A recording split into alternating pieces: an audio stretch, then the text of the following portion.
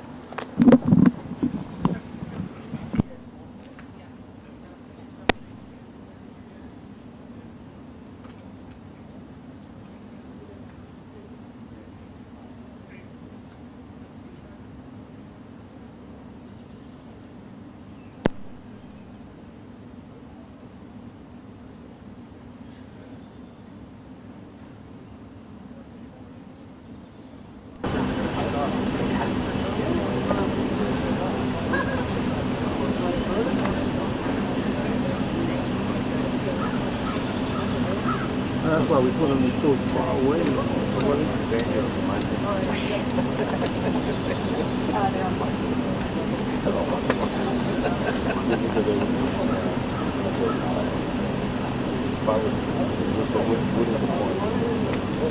We're just gonna pull it back a little bit. Just pick them up and bring the hit. Okay, that's fine. Whatever you want to do. Yeah, I mean, they're all unplugged. They're unplugged. Okay, They're yeah, off. we're just gonna move them back Okay. so we don't.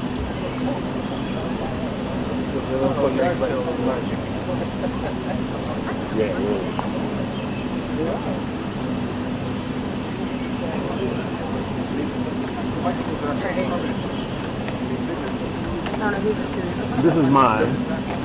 I'm not sure which one is White House. I think this one is, and this is CBS maybe. You know, just lay them right here. Okay. Because theirs wasn't even on. Got a call transmission to tell them that you guys unplugged. I told Elise. Yeah, but White House is expecting that. That's smart.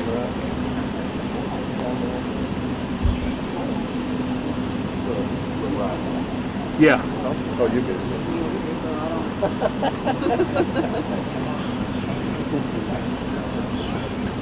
Is the gate open?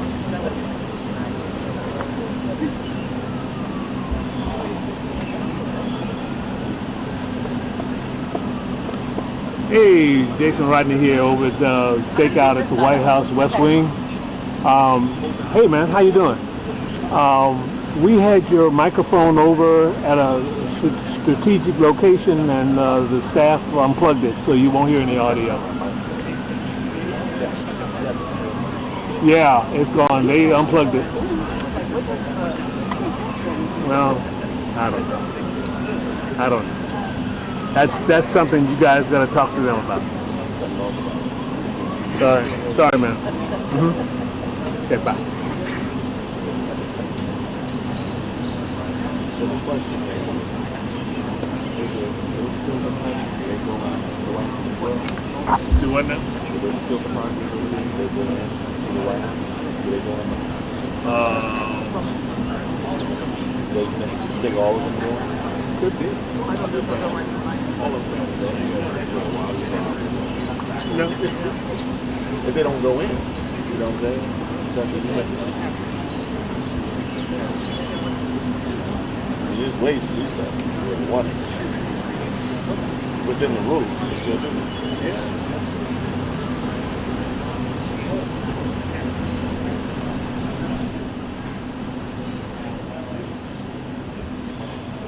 Well, you got one shot you know, I have to be different. The third shot, I have to be different. Oh, that's yours? Oh, yeah. You gotta use the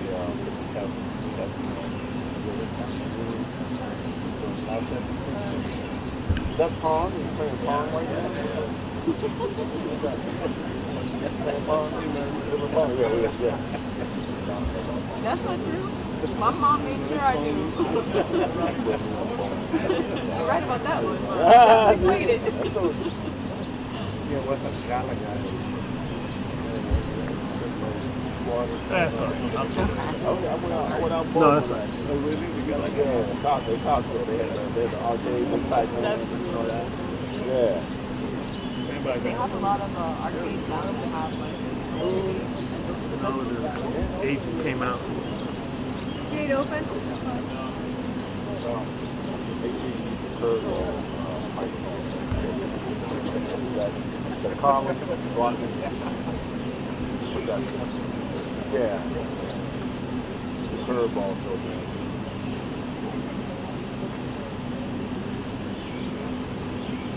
All right, my shotgun is up, so everybody watch your mouth.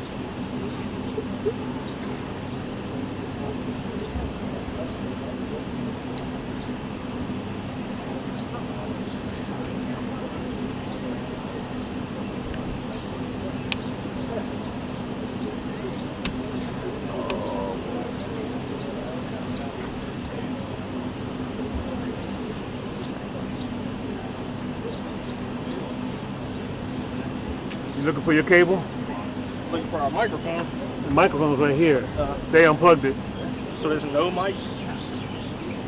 You can put it here somewhere. I wasn't. We had it under the bush over there, and they came and undid it. We're gonna have one. Yeah. What should you do, sir? I don't know which one's ours. I'm guessing it's just cord. I think. Oh. Shit. I think the cable is still there. Cable, no? Hold it. Go plug into one of the cables, and I'll let you know if I hear it or not. Because one's mine. What are you trying to do? Go plug into the cable. Okay. Never mind.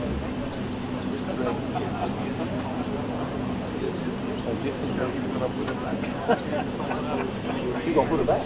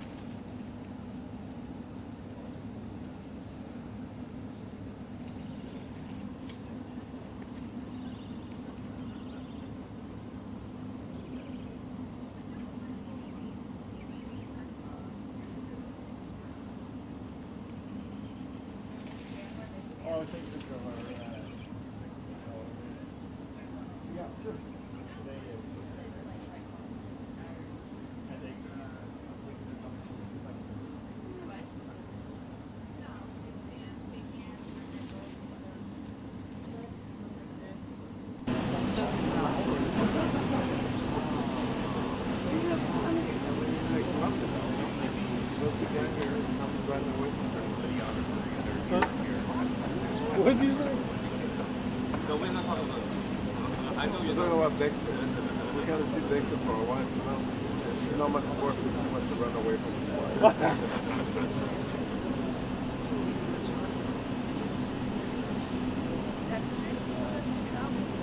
It likes to do this at arrivals, wherever it is.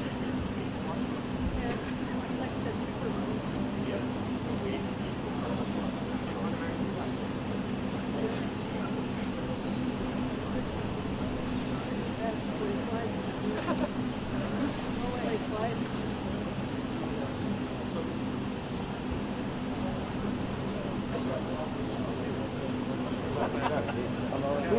We already got it.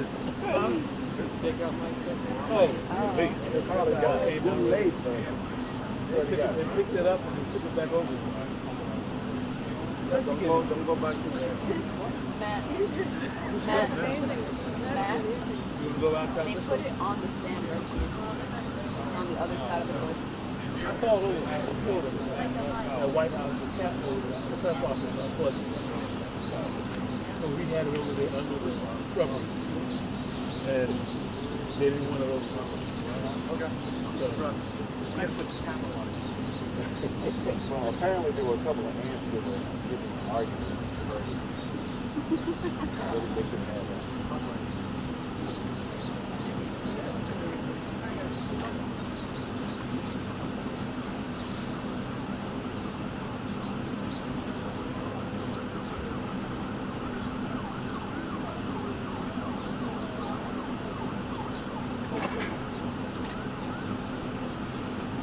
You guys just holler when they open the gates.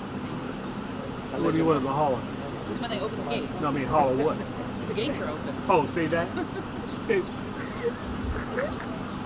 I'm messing with you. You can say anything. I got don't know. bored. It's full of jokes today. Bananas today. You don't know what They look down there, so we've been putting those microphones there for I don't know how long. Several, bunch of them, right? Oh, With the case. you sat on the back. Oh, okay. And it doesn't affect the cars? I've been doing that for years. Oh, okay. Oh, she's got the case in. Yeah, well, some, you know. It's a thick case. Very usual. But it's working to this one for years. Okay. She's like, why is it open?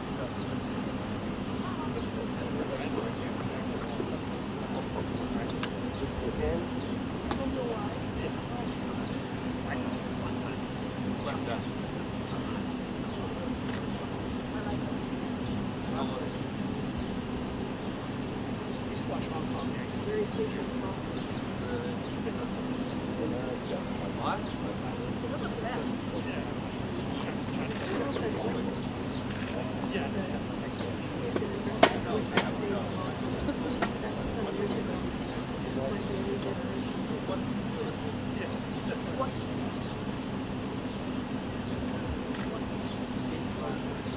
Oh boy. Second round.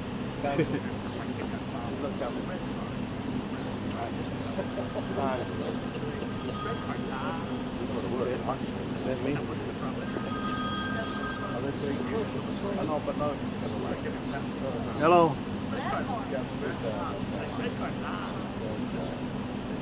Hello.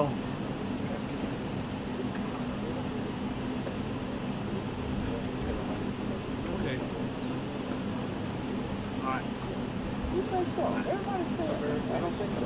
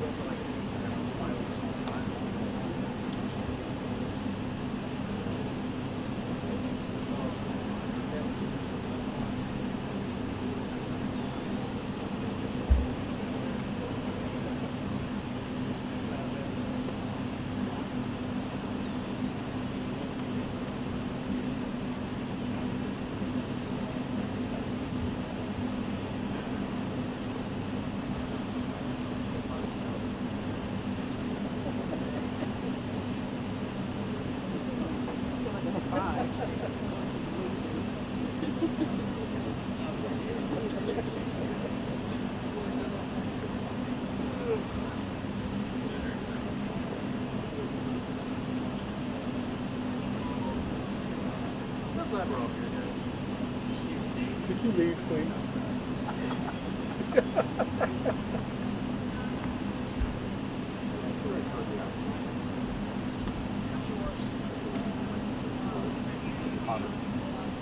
That makes sense. All gonna happen all at once.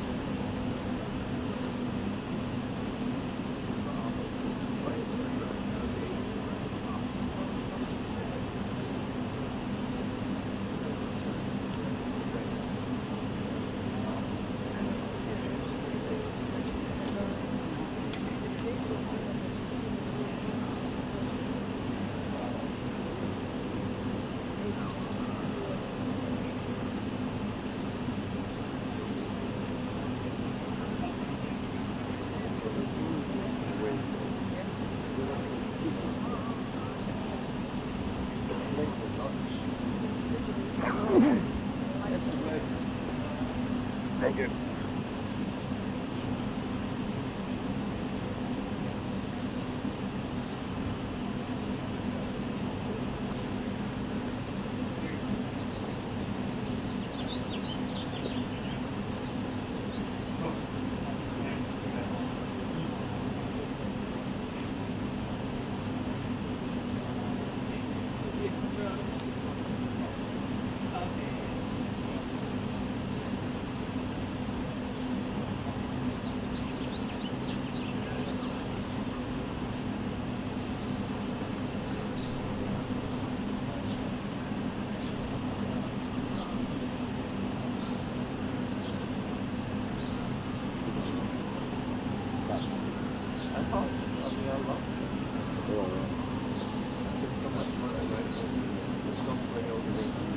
Oh yeah? Now,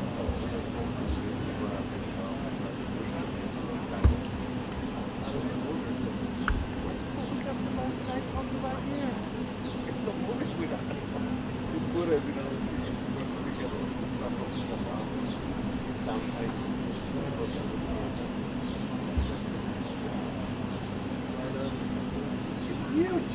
And it's They're hot.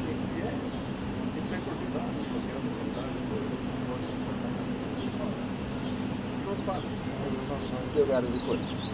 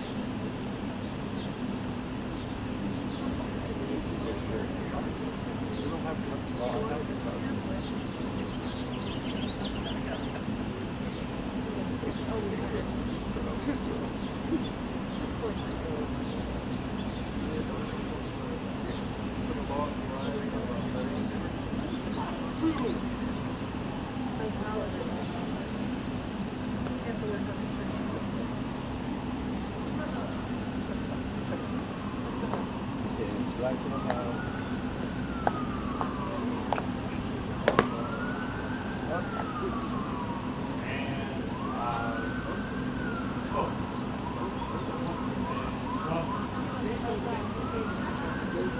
Gates opening.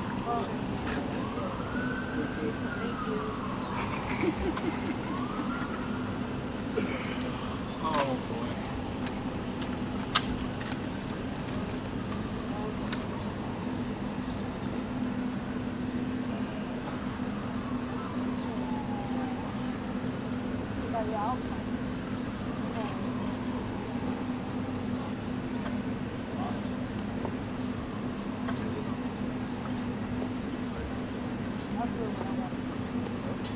Lean on your line.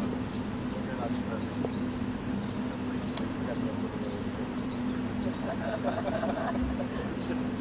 That balance.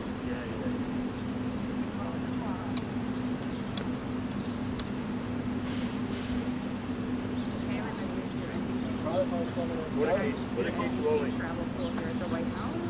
We are training the driveway with the arrival of Prime Minister Carney of Canada. We just got a 2-minute warning to his arrival. The gates are now open. 2-minute warning to Carney's arrival. We are live on pool 5. That's right. She's more dedicated than suburban when it leaves. This will reach.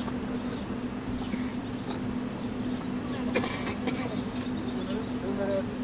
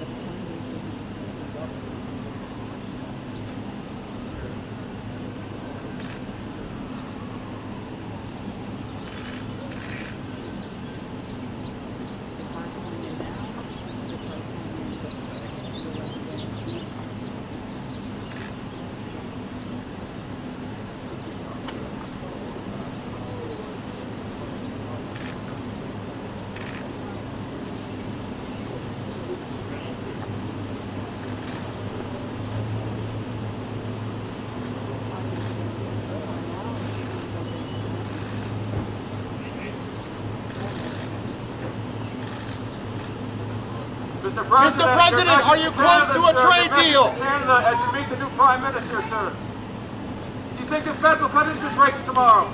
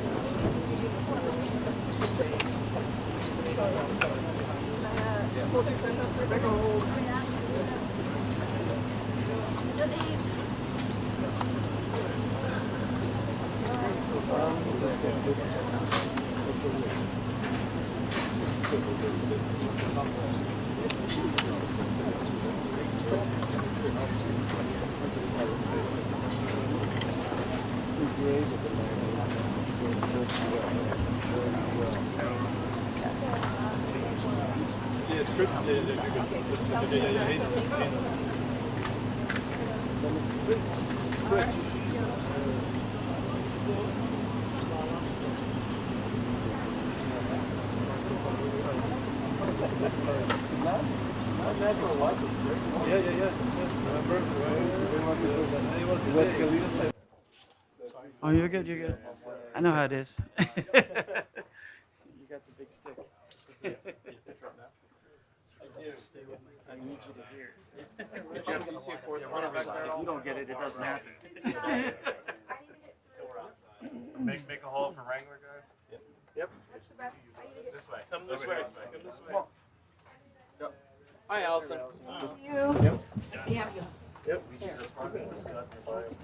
Wait, are you? Should I go? Are you with her? Oh no. Oh, no. They don't follow. We have to get behind that whole group. Yeah, I'm happy to. I didn't. Hey, Jeff, do you see any of our correspondents back there? Watch the Yeah, front. I come up there I right do not. behind you. Okay.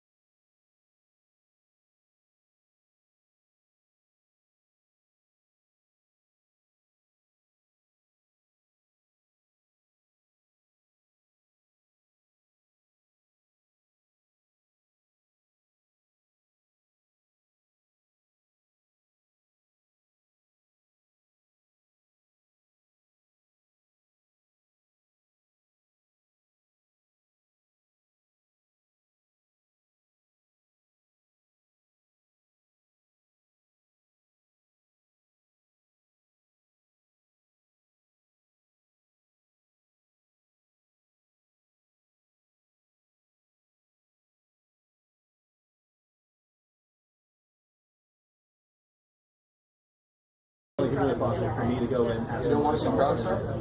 Crowd surf. It's a little early in the week. Tuesday? I can crowd surf on Tuesday. I mean, I'm all in the It's like a booth, Thursday, but- Friday thing. No, that's a recovery. Wow. Wow. Yeah. It's called green now.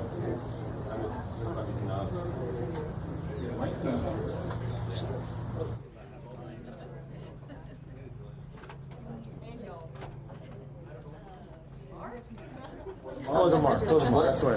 Olivia? Yeah. That wasn't Yeah, I know. You said it wasn't. Yeah, it wasn't Mark. You're right. It wasn't Mark. Do not tell a lie. I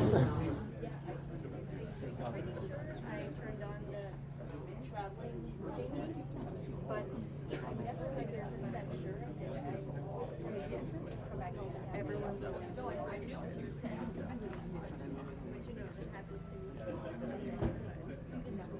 Always the same number. Yeah, we keep it because it's oh yeah. But like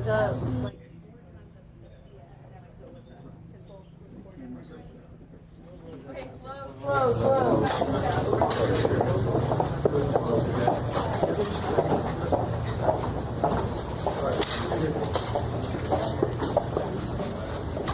no, you gotta step.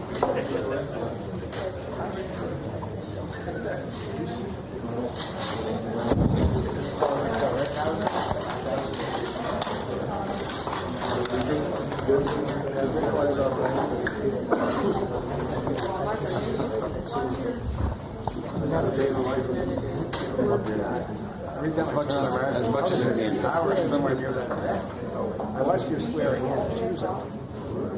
No, but it was a good interview. There's so much. There's so much. Hello. I didn't really do anything else.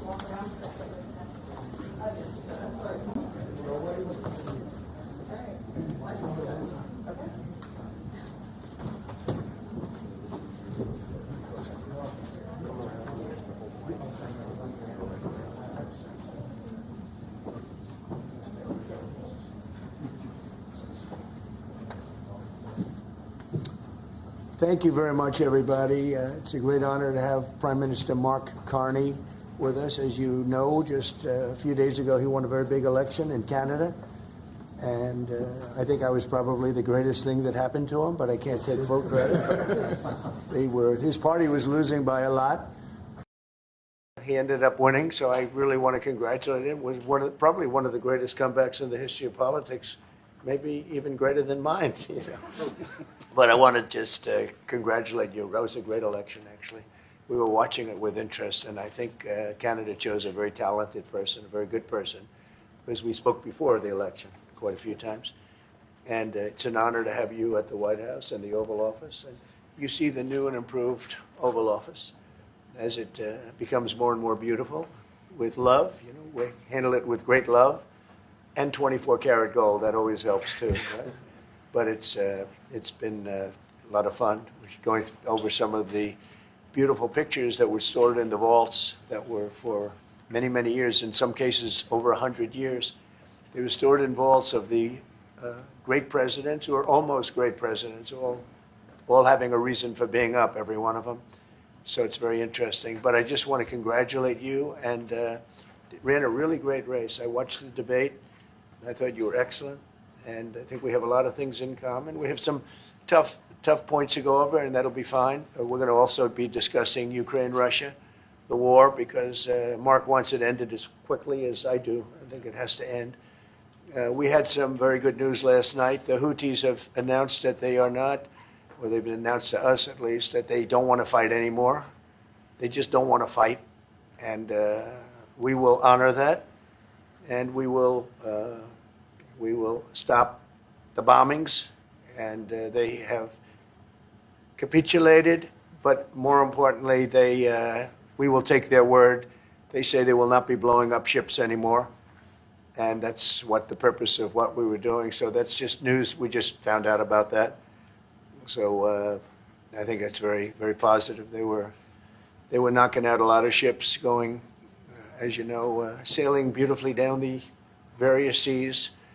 It wasn't just a canal. It was a lot of other places. And I will accept their word, and we are going to stop the bombing of the Houthis, effective immediately. And Marco, you'll let everybody know that, okay?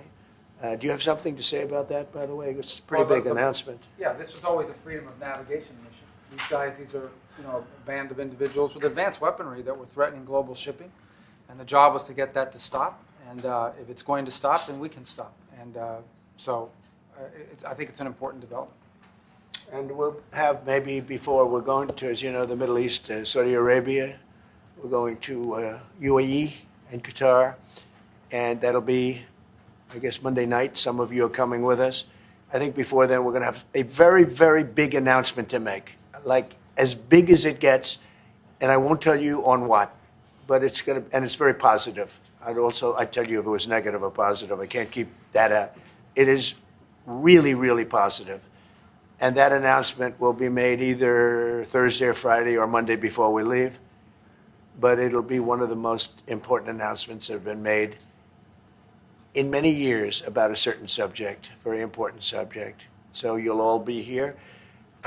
Mark, would you like to say a few words? Well, thank you, Mr. President. I'm on the edge of my seat, actually, for the big announcement. But thank you for your hospitality and above all for your leadership. You're a transformational president, focus on the economy with a relentless focus on the American worker, securing your borders, ending the scourge of fentanyl and other opioids, and securing the world. And I've been elected with my colleagues here, with the help of my colleagues here. I'm going to spread the credit to transform Canada with a similar focus on the economy, securing our borders. Again, on fentanyl, much greater focus on defense and security, securing the Arctic and developing the Arctic. And the history of Canada and the U.S. is we're stronger when we work together, and there's many opportunities to work together. And I look forward to, addressing some of those issues that we have, but also finding those areas of mutual cooperation so we can move forward. That's great. Very nice. Thank you very much. It's a very nice statement. Mr. President, Anybody? Is USMCA dead?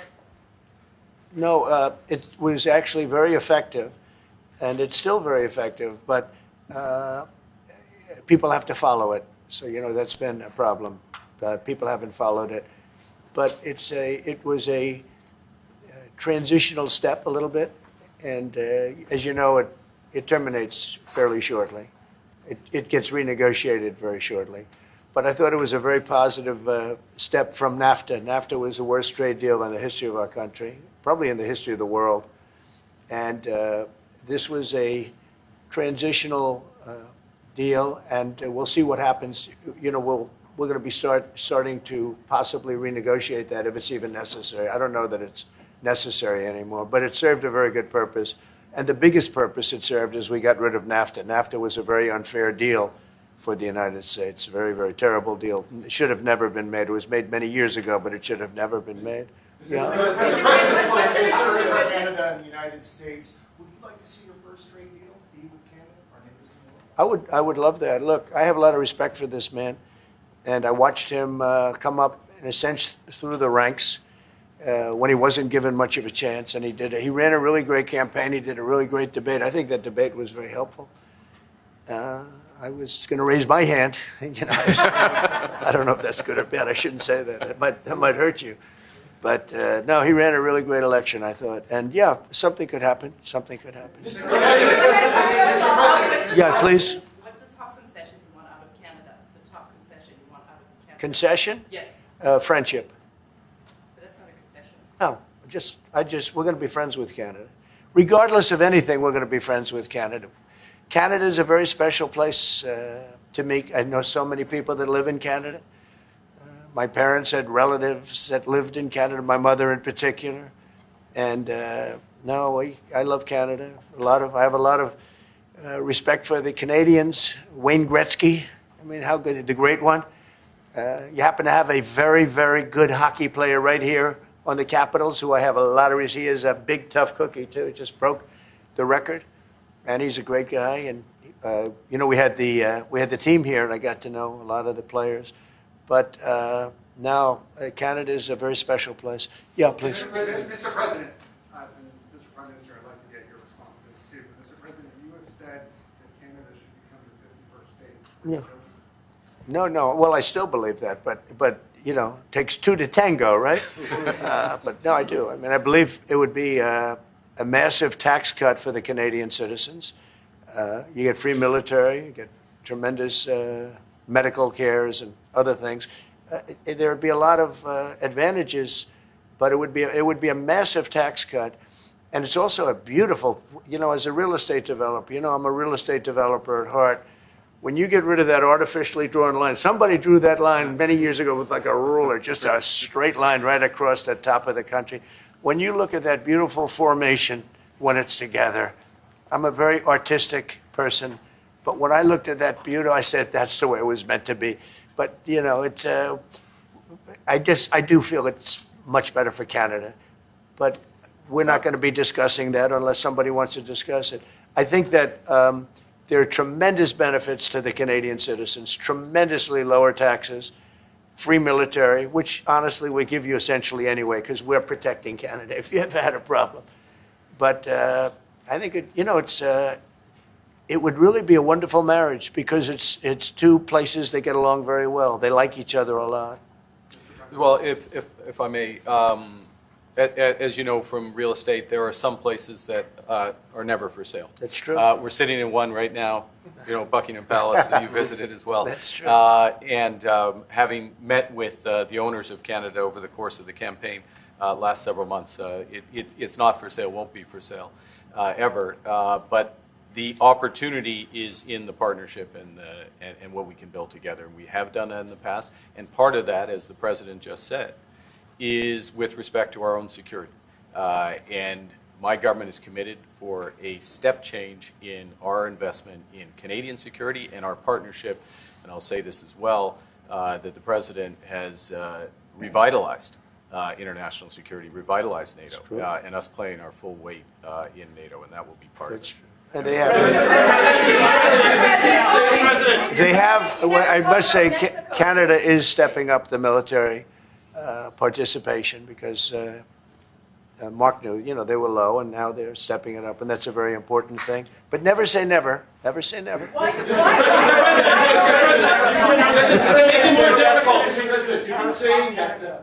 would it take to get the tariffs off of Canada? Well, we'll be talking about different things. Like, you know, we want to protect our automobile business, and so does Mark. But we want to make the automobiles, and we want to, you know, we have a tremendous abundance of energy, more than any country. We have, just in Alaska alone, Anwar has been reopened now. Anwar is probably the largest find anywhere in the world. They say it's larger than Saudi Arabia. I don't know, but it's a lot. But we have tremendous amounts of energy. Other countries don't. We're both lucky in that way. They have energy. We have energy. We have more than we can ever use and more than we could ever sell, actually, and you have the same thing. So we're two countries that are very lucky. If you look at China, they don't have that. You know, it's a big disadvantage. Other countries, most countries don't have. You know, most countries don't have that. So Canada and us, we have a lot of advantages over other places. Mr. President, when you consider what Mr. Carney just said, that Canada is not for sale, does this make the discussion a little more difficult to start on? No, not at all. No, not at all. No, time will tell. It's only time. But I say never. I've had many things that were not doable, and they ended up being doable, and only doable in a very friendly way. But if it's to everybody's benefit, you know, Canada loves us and we love Canada. That's, I think, the number one thing that's important. But we'll see. I mean, over time, we'll see what happens. China. I was hoping you could clarify something. Earlier this morning in Capitol Hill, Secretary Bessent said that there have been no negotiations yet with China. You have said something different. They want to meet, and they're doing no business right now. And those ships are turning around in the Pacific Ocean. Big turn. Those are big ships. Those ships take about 10 miles to turn. And, you know, we lost $1 trillion to China on trade because of an incompetent president that we had who preceded me, grossly incompetent. You're finding it out more and more now. And by not trading, we're losing nothing. So we're saving $1 $1 trillion. It's a lot. But they want to negotiate, and they want to have a meeting, and we'll be meeting with them at the right time. But you haven't met with them yet. I have not met with them, of course. You would know if I met. I'd tell you they want to meet.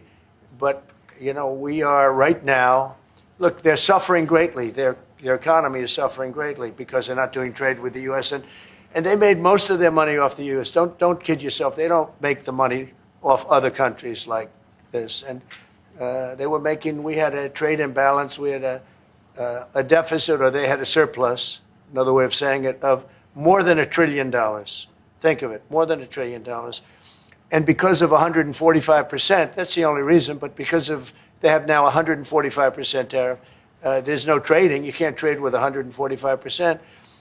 We are, therefore, making, in a certain way, I guess, $1.1 trillion. In other words, we're not losing $1.1 trillion. Our deficit is much better. When I started, I say we were losing billions of dollars a day on trade.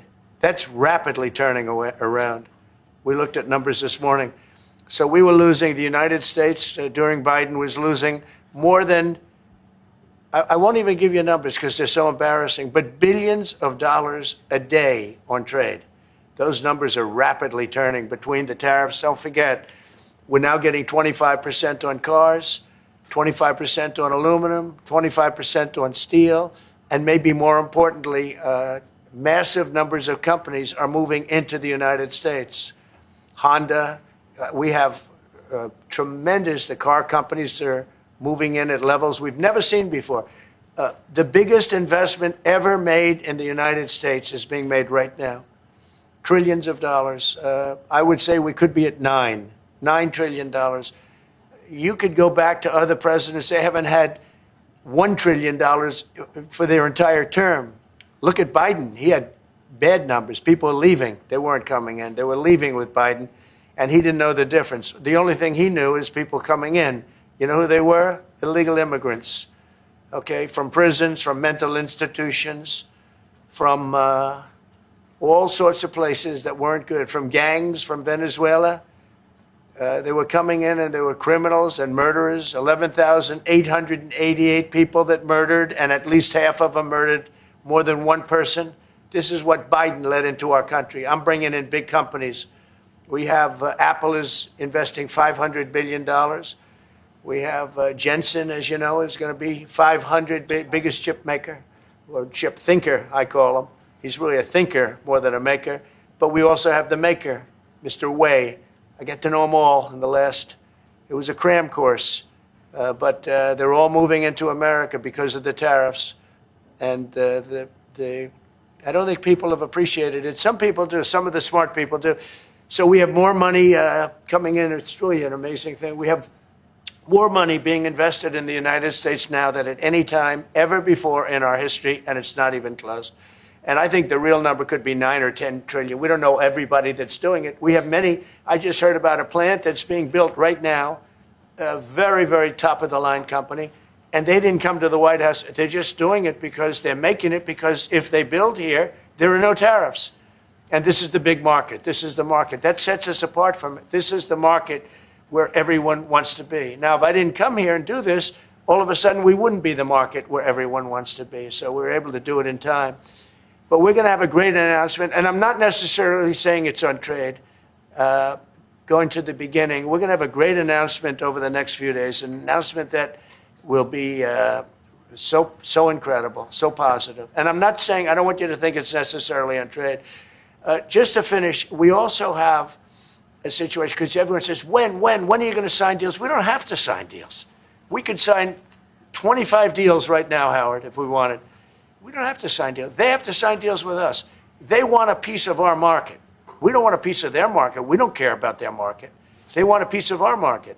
So we can just sit down, and I'll do this at some point over the next 2 weeks, and I'll sit with Howard and Scott and with our great vice president, who has done a really good job. We have some good news to report on a lot of fronts, but JD will be there, and Marco, and we're going to sit down, and we're going to put very fair numbers down, and we're going to say, here's what this country, what we want, and congratulations, we have a deal. And they'll either say, great, and they'll start shopping, or they'll say, not good, we're not going to do it. I said, that's okay, you don't have to shop. Now, we may think, well, they have a right, that maybe we were a little bit wrong, so we'll adjust it. And then you people will say, oh, it's so chaotic. No, we're flexible. But we'll sit down and we'll, at some point, in some cases, we'll sign some deals. It's much less important than what I'm talking about. For the most part, we're just going to put down a number and say, this is what you're going to pay to shop. And it's going to be a very fair number. It'll be a low number. We're not looking to hurt countries. We want to help countries. We want to be friendly with countries. But you keep writing about deals. When are we going to sign? When? It's very simple. We're going to say, in some cases, we want you to open up your country. In some cases, we want you to drop your tariffs. I mean, India, as an example, is one of the highest tariffs in the world. We're not going to put up with that. And they've agreed already to drop it. They'll drop it to nothing. They've already agreed. They would have never done that for anybody else but me.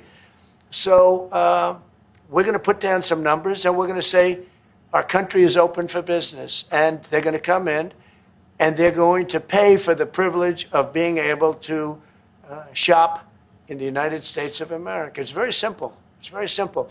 So I wish they'd keep, stop asking, how many deals are you signing this week? Because one day we'll come and we'll give you 100 deals. And they don't have to sign. All they have to do is say, oh, we'll start sending our ships right now to pick up whatever we want or to bring whatever we want. It's very, very simple. And I think my people haven't made it clear. We will sign some deals, but much bigger than that is we're going to put down the price that people are going to have to pay to shop in the United States. Think of us as a super luxury store, a store that has the goods. You're going to come and you're going to pay a price, and we're going to give you a very good price. We're going to make very good deals. And in some cases, we'll adjust. But that's where it is. And we've been ripped off by everybody for 50 years, and we're just not going to do that anymore. We can't do that. And we can't let any country do that to us. We're just not going to do it anymore. On the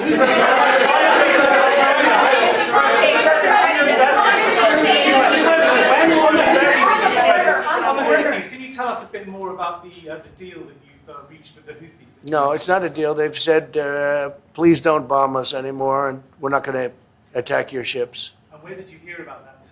It doesn't matter where I hear it. The very good source, I could tell you. Very, very good source. Would you say, Marco? I would say pretty good, right, JD? A very good source. No, they don't want to be. They don't want to be. They don't want to be bombed anymore. I sort of thought that would happen. No, behind you, please. Clarifying something you said on USMCA. Is the U.S. prepared to walk away from that pact? From what pact? USMCA. No, it's fine. It's there. It's good. We use it for certain things. It's there. We have the USMCA is a good deal for everybody. I won't say this about Mark, but I didn't like his predecessor. I didn't like a person that worked for. She was terrible, actually. She was a terrible person. And she really hurt that deal very badly because she tried to take advantage of the deal and she didn't get away with it. You know what I'm talking about. But we had a bad relationship having to do with the fact that we disagreed with the way they viewed the deal, and we ended it. We ended that relationship pretty much. The USMCA is great for all countries. It's good for all countries. We do have a negotiation coming up over the next year or so to adjust it or terminate it. Mr. President, I'll say a word on USMCA if I may, Mr. President. It is a basis for a broader negotiation. Some things about it are going to have to change. And part of the way you've conducted these tariffs has taken advantage of existing aspects of USMCA. So it's going to have to change. There's other elements that are come, and that's part of what we're going to discuss. Right. During the campaign, Prime Minister Carney talked about the American vitriol. How do you react if Canada decided not to shop in the American store as much as before and decided to partner with other countries? Well, we don't do much business with Canada from our standpoint. They do a lot of business with us. We're at like 4%, and usually those things don't last very long. We have great things, great product, the kind of product we sell nobody else can sell, including military. Look, we make the best military equipment in the world, and Canada buys our military equipment, which we appreciate. But we make the best military equipment in the world by far. The missiles, the submarines, everything. Everything we have is really top notch. I rebuilt our military during our last term. Stupidly, we gave some away to Afghanistan, which shouldn't have happened. But that was, I think it was the most embarrassing moment in the history of our country. It was just very incompetent people. But if you look, the man that's now the head of our Joint Chiefs, he led the attack on ISIS for me. That's why he's the head of the Joint Chiefs.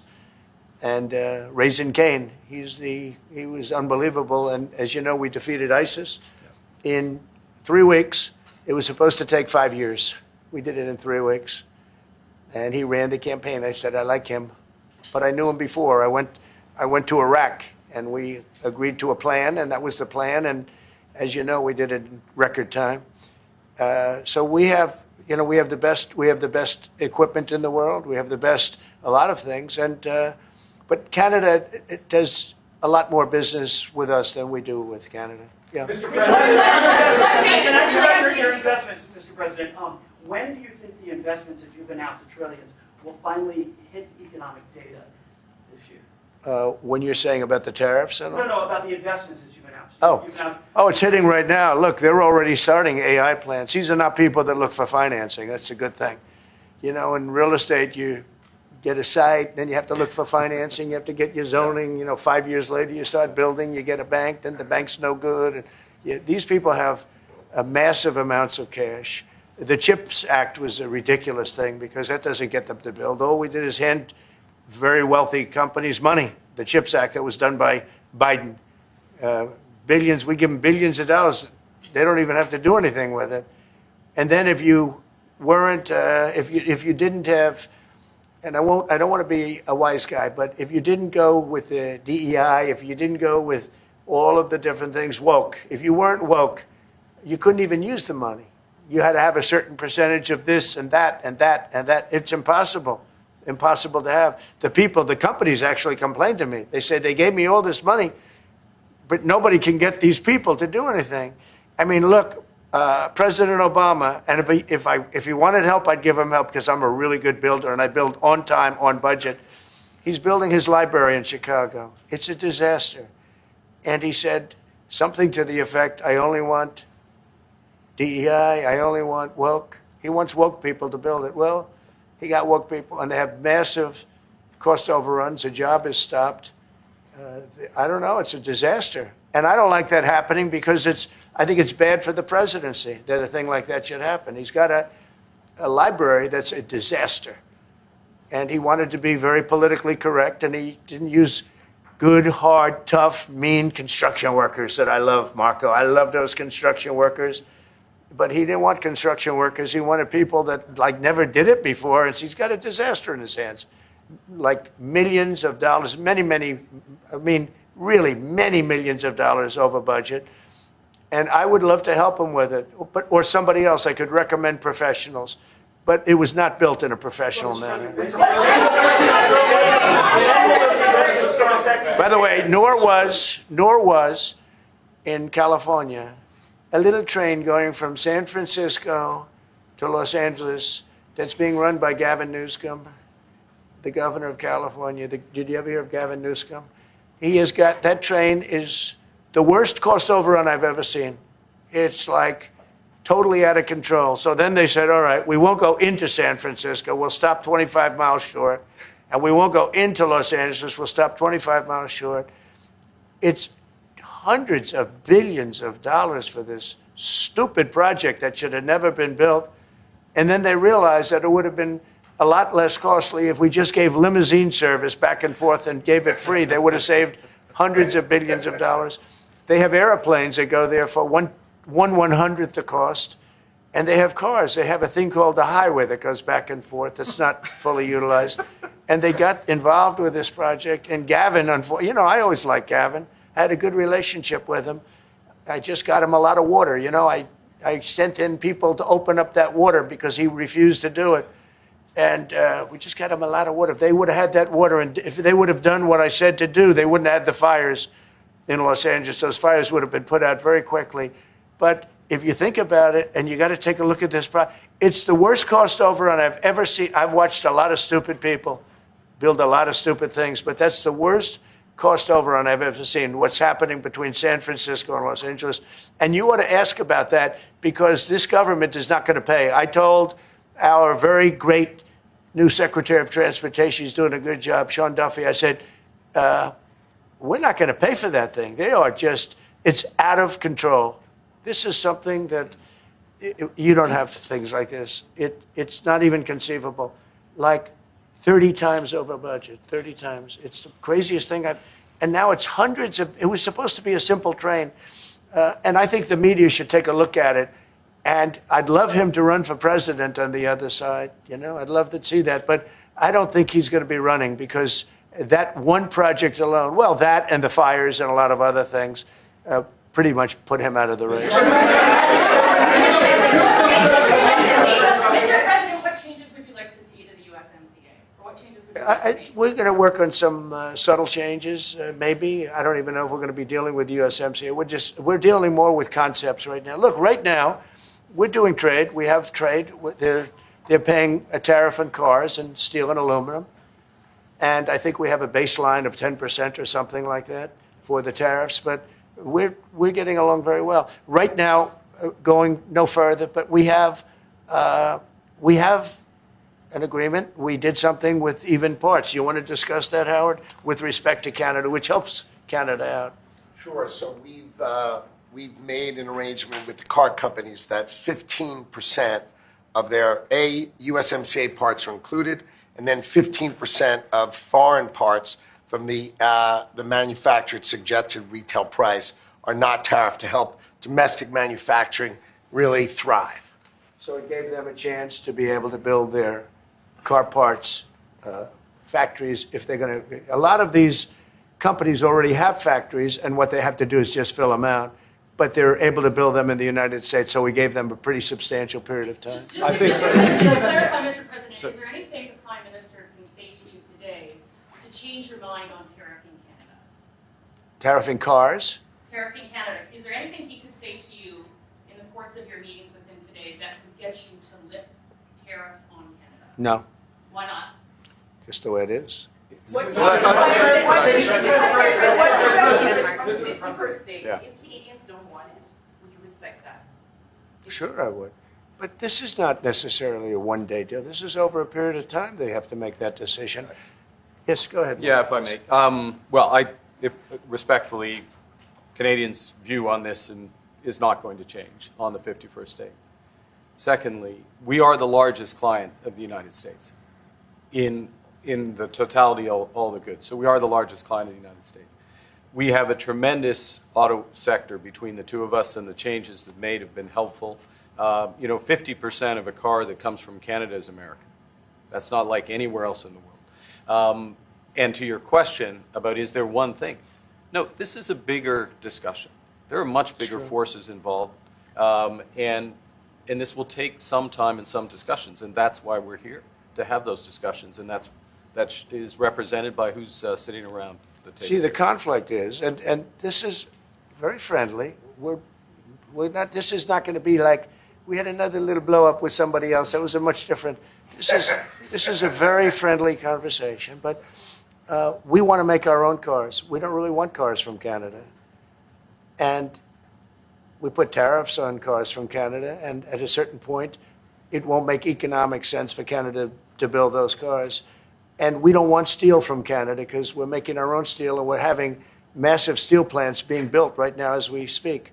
We really don't want Canadian steel, and we don't want Canadian aluminum and various other things because we want to be able to do it ourselves. And we, because of past thinking of people, we have a tremendous deficit with Canada. In other words, they have a surplus with us. And there's no reason for us to be subsidizing Canada. Canada's a place that will have to be able to take care of itself economically. I assume they can. I will tell you that Trudeau, when I spoke to him, I used to call him Governor Trudeau. I think that probably didn't help his election. But when I spoke to him, I said, so why are we taking your cars? Why are we taking we want to make them ourselves. I mean, I said, and if the price of your cars went up, or if we put a tariff on your cars of 25%, what would that mean to you? He said that would mean the end of Canada. He actually said that to me. And I said, that's a strange answer, but I understand his answer. But no, I mean, it's hard to justify subsidizing Canada to the tune of maybe $200 billion a year. We protect Canada militarily, and we always will. We're going to, that's not a money thing. But we always will. But, it's not fair. But why are we subsidizing Canada $200 billion a year, or whatever the number might be? It's a very substantial number. And it's hard for the American taxpayer to say, gee whiz, we love doing that. Thank you very much. We're going to have a very substantive vote. Thank you. Thank you very much. Why don't you now officially governor? Why did you not Canada is not contributing 50% of GDP. Sir, NATO spending? You comment on Canada's NATO spending? Cut it out, thanks guys. You should do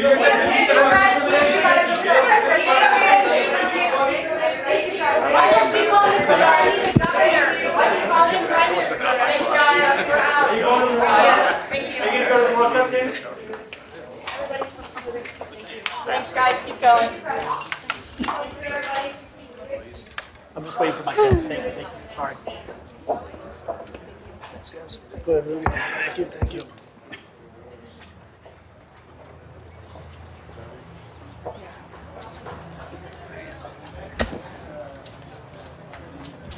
So are you okay? Yeah, I'll get.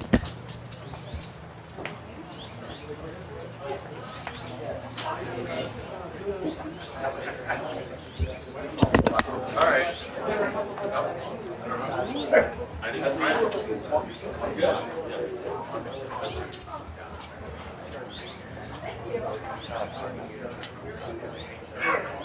Good.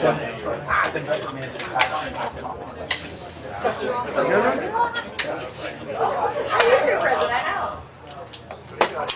Yeah. Everybody had. Yes, yes. Didn't say that I wasn't Wait, here. so